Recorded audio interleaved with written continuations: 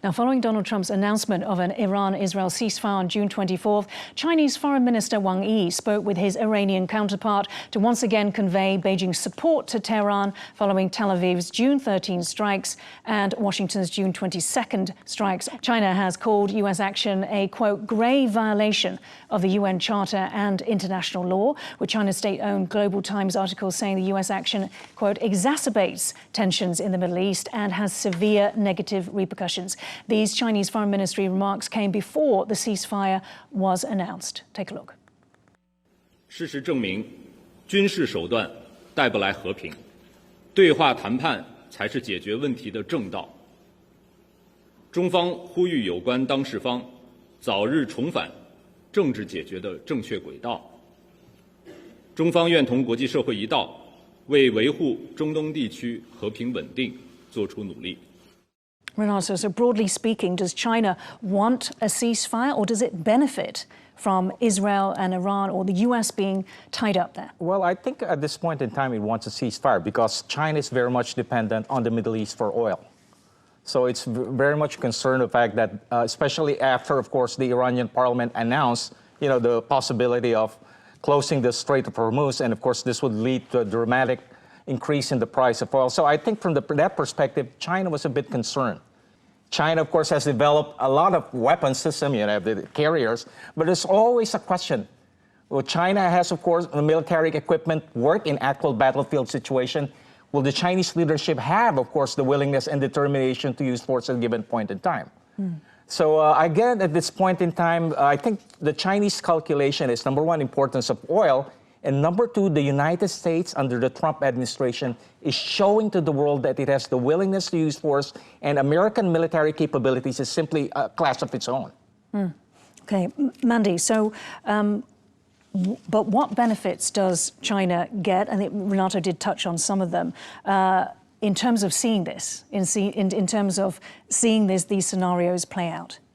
I think for China, there are maybe another two advantage or benefit from this kind of a situation. Trump say he is going to leave certain sanctions on China's digital oil companies using Iran's oil. So this is good for China because it actually, I think why Trump want to do that is because try to encourage or try to request China to help Iran go back to the negotiation table. If they are going to enter the negotiation period, then U.S. need China. So this is what U.S. is doing right now. So I think this is a good thing for Xi Jinping because he doesn't have to do anything, but he still can have a position in the negotiation table. Do you agree with that, first of all? Because there are people who have been saying that, perhaps those cargo planes were delivering weapon systems or materials, components, that sort of thing. We know that China has been supporting, for a long time, Russia. The reports are, the evidence is coming out now. Couldn't it do the same thing for Iran? It could, secretly support it whilst also taking this peacemaker role.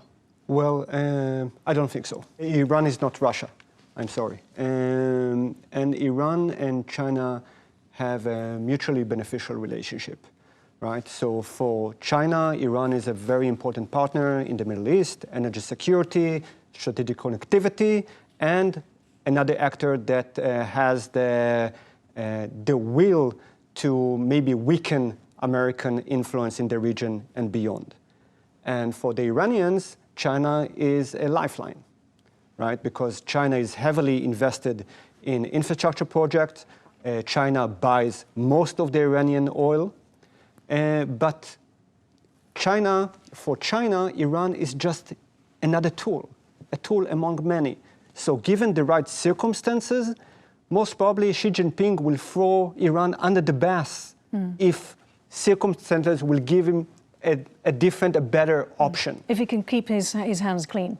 Definitely. But as it stands, I think that China enjoys two benefits. One, as Mandy mentioned, the economic benefits, and also the control on the narrative. So China is still being seen as the responsible adult in the room that wants to have peace and stability in the region.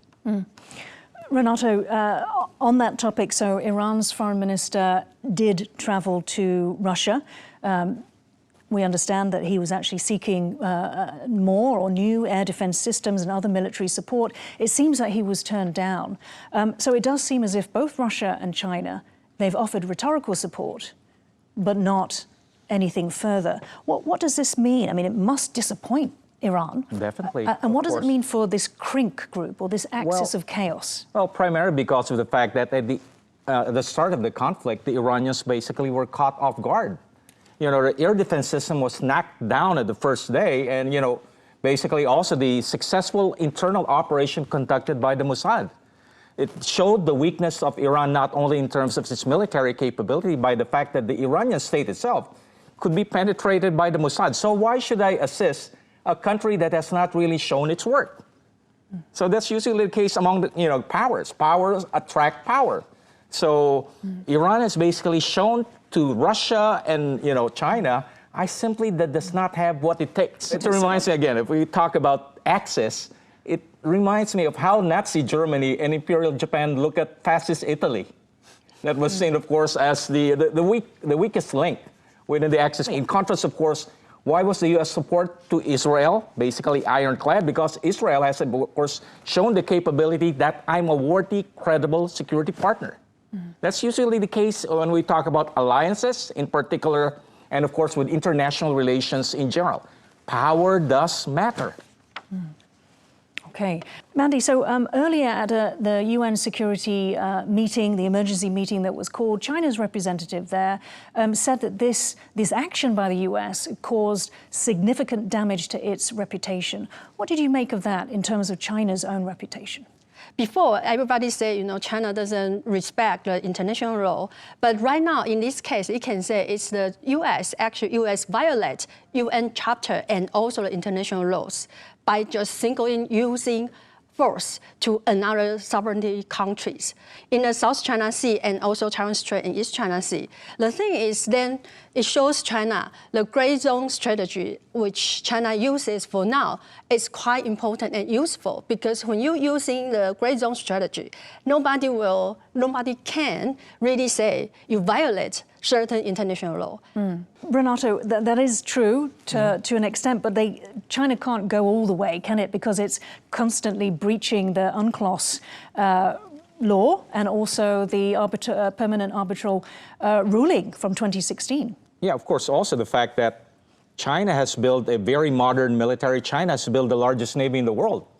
You know, why would you build the largest navy in the world and tell the world that force doesn't really matter? So there's really a reeking of hypocrisy.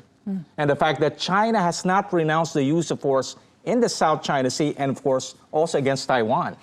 So again, I go back to my point. Other countries cannot do it, but China always have the privilege to do it. That's really classic case of what I call double standard in international relations. Right. There's different rules for China. And for China. Right.